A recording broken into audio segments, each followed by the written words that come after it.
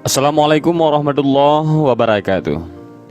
Kali ini kita akan mengisahkan salah seorang ulama yang sangat karismatik dan dikagumi banyak orang. Beliau adalah sosok waliullah asal Kalimantan yang menyatukan syariat, tarekat, dan hakikat dalam dirinya.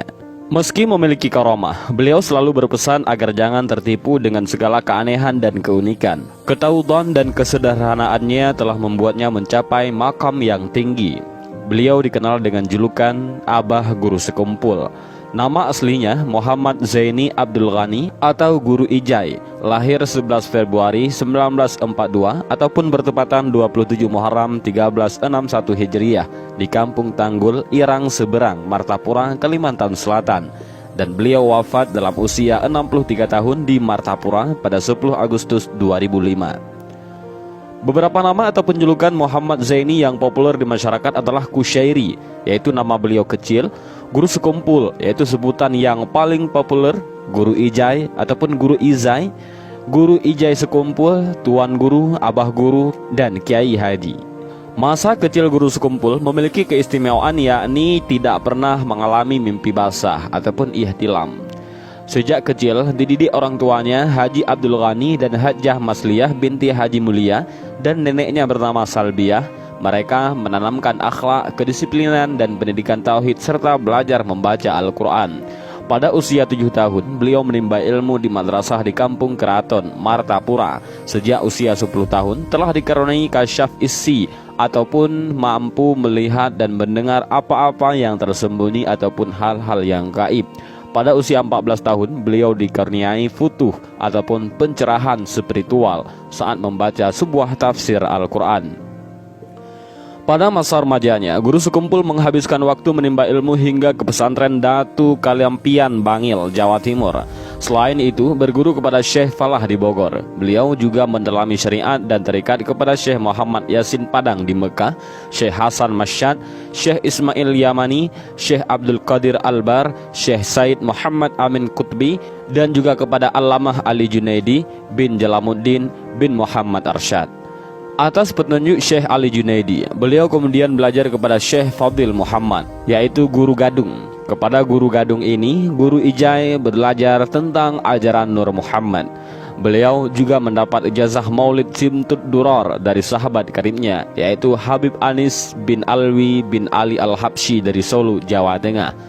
Beliau sempat mengajar di pesantren Darussalam Martapura selama 5 tahun, kemudian membuka pengajian di rumahnya sendiri pada 1970-an. Didampinginya kiai terkenal yakni Guru Salman Bujang ataupun Guru Salman Mulia. Pada 1988 pindah ke Kampung Sekumpul, membuka kompleks perumahan Ar-Raudhah atau Dalam Regol. Sejak itulah kewibawaan dan karismanya memancar luas dan banyak tamu berdatangan, bahkan dari Malaysia, Singapura, dan Brunei.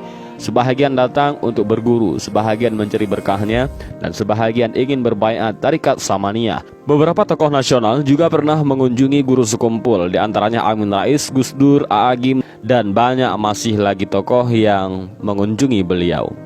Sejak kecil, Guru Sekumpul sudah memperlihatkan sifat mulia, penyabar, ridha, pemurah, dan kasih sayang terhadap siapa saja. Kasih sayang yang ditanamkan ayahnya telah membuatnya berhati lembut, penyayang, dan pemurah kepada semua orang. Sebagai ulama, Abah Guru Sekumpul dikenal sebagai orang yang lembut, kasih sayang, sabar, dermawan, dan tekun. Apapun yang terjadi terhadap dirinya, beliau tak pernah mengeluh. Bahkan pernah beliau dipukuli oleh orang-orang yang dengki kepadanya, namun beliau tidak mengeluh atau menaruh dendam sama sekali. Beliau juga mengajarkan agar orang senantiasa mencintai dan hormat kepada ulama yang baik dan saleh. Tak heran apabila saat pengajian tidak kurang dari 3.000 orang datang ke pengajiannya dan selalu diberi jamuan makan. Kedermawanan Guru Sekumpul ini tampak bukan hanya kepada lingkungan sekitar, tetapi juga ke setiap tempat yang disinggahinya. Salah satu pesannya adalah jangan bakhil, karena itu adalah sifat tercela. Salah satu keunikannya dalam berdakwah adalah perhatiannya kepada kesehatan umat. Pada waktu tertentu, beliau mendatangkan dokter spesialis jantung, ginjal, paru, mata, dan sebagainya untuk memberikan penyuluhan kesehatan sebelum pengajian dimulai. Beberapa kisah keramahnya diantaranya saat masih di kampung keraton, guru sekumpul biasanya duduk dengan beberapa orang sambil bercerita tentang orang-orang terdahulu untuk mengambil pelajaran dari kisah itu.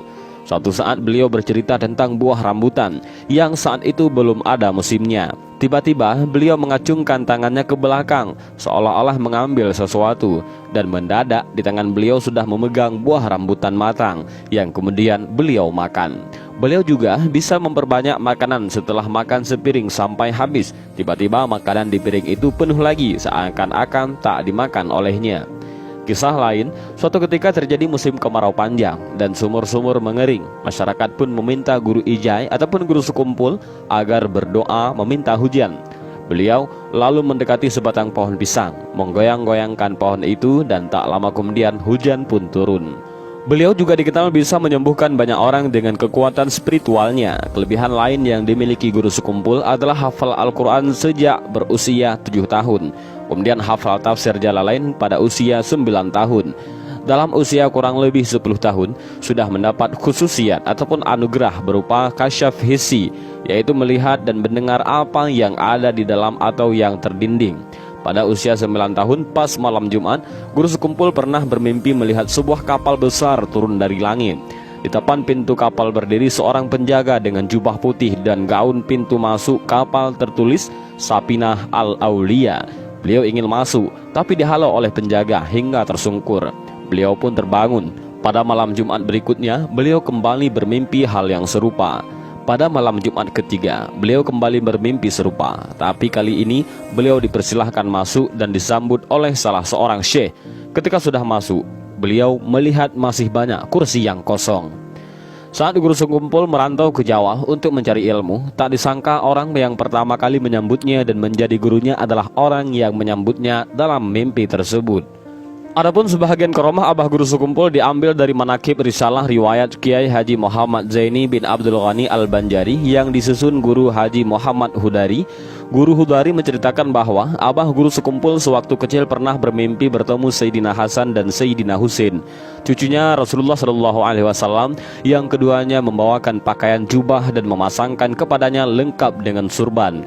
Kemudian keduanya memberikan nama Zainal Abidin. Setelah bangun, beliau menceritakan mimpi itu kepada ayahnya. Kemudian ayahnya mengganti nama beliau yang dulunya Kusyairi menjadi Muhammad Zaini. Kisah lain, suatu hari abah guru sekumpul berburu burung. Ketika sampai di padang karang, ia mendengar suara zikir La ilaha illallah. Spontan ia pun berjalan naik ke kampung karang, tengah mencari asal usul suara itu. Ternyata zikir itu berasal dari makam Tuan Guru Haji Abdullah Khatib. Beliau langsung berziarah, dan setiap tengah malam bulan terang, guru sekumpul melakukan ziarah ke makam itu. Salah satu kebiasaan beliau adalah menghormati tamu. Beliau sangat menghormati tamu, siapapun tamunya.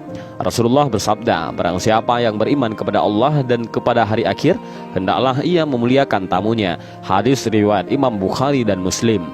Sikap memuliakan tamu juga ada pada abah guru sekumpul, sebagaimana yang pernah diceritakan oleh salah seorang pemuda yang juga merupakan cucu ulama berpengaruh di daerah Brabai, Kalimantan Selatan, yaitu Kiai Haji Ahsan Ahmad. Suatu ketika, dahulu kala sedang berkumpul para tamu, ulama, kiai, dan habaib di kediaman abah guru sekumpul, Kalimantan Selatan. Pada saat itu juga hadir sejumlah murid ataupun santri dari abah guru sekumpul yang asik berbincang-bincang di ruang tamu.